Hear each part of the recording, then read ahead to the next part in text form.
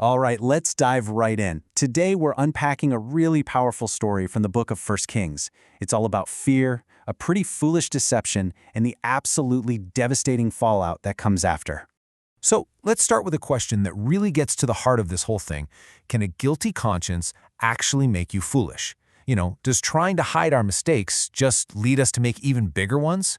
Well, as we're about to see with this king, the answer is a huge, resounding yes. So, our story kicks off with King Jeroboam.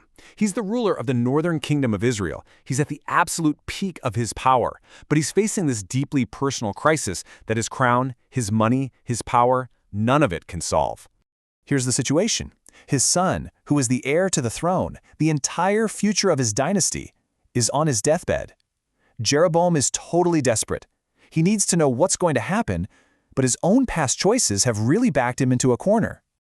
See, Jeroboam knows exactly who he should ask for help, the prophet Ahijah. The problem is his conscience is anything but clear. He's openly disobeyed God, and now his fear of facing the very man who once prophesied his rise to power leads him to cook up this strange and, frankly, really foolish plan. So this sets the stage for a super tense encounter where Jeroboam, using his wife as a stand-in, tries to get an answer from God without having to actually face the music for his own actions.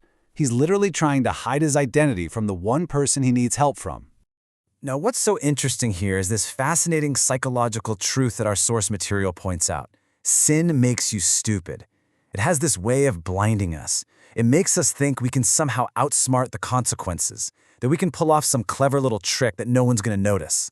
So the queen does what she's told. She puts on a disguise, probably dressing like a regular person, and travels 25 miles to the prophet's house. She's going through with this whole desperate charade, just hoping she can get a little peek into the future without blowing her cover. And, on the surface, the plan seems kind of plausible. It might actually work. After all, the prophet Ahijah is an old man by now, and we're told his eyesight has completely failed him. The man is physically blind. But the second she gets to the door, before she can even say a single word of whatever story she made up, the blind prophet, who God already tipped off was coming, just completely shatters her whole deception. Can you imagine the shock when he just says, "Come in, wife of Jeroboam. Why this pretense?"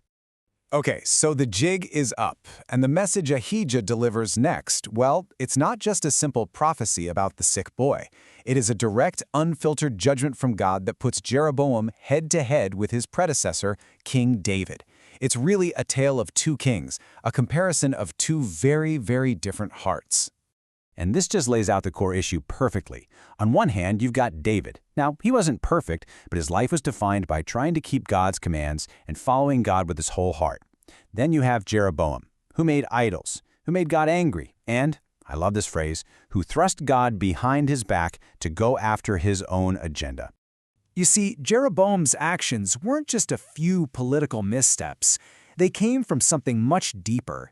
Something the historic church has called the deadliest of all sins, pride. It's this core belief that I am the center of the universe and that God is just there to serve my needs instead of the other way around. And that, of course, brings us to the consequences. Because pride, as we're about to see, carries a terribly high price. It leads to a conclusion that is both tragic and, in a really sad way, totally predictable. For Jeroboam, for his family, and for his entire nation. The judgment that comes from Ahijah is swift, it's methodical, and it is devastating. It's a three-part disaster. First, the son that she came to ask about, he's going to die the moment she steps foot back in the city. Second, her entire dynasty, every single male heir, will be completely wiped out. And third, the nation of Israel itself will eventually be uprooted from its land and scattered into exile. And the language God uses through the prophet? Wow. It is shockingly graphic. It leaves zero room for misunderstanding. It's this visceral, disgusting image that's meant to show just how serious this betrayal was and how total the consequences will be. So this is where the story makes a really important turn.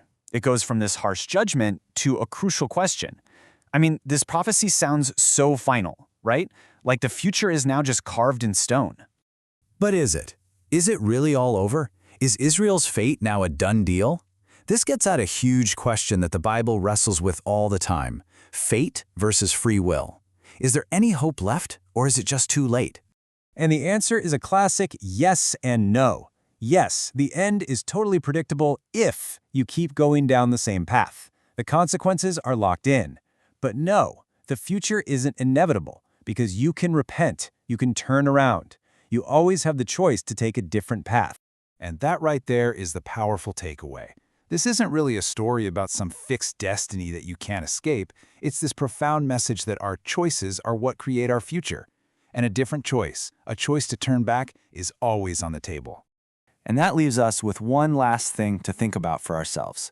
What predictable future are we walking toward in our own lives because of the choices we're making?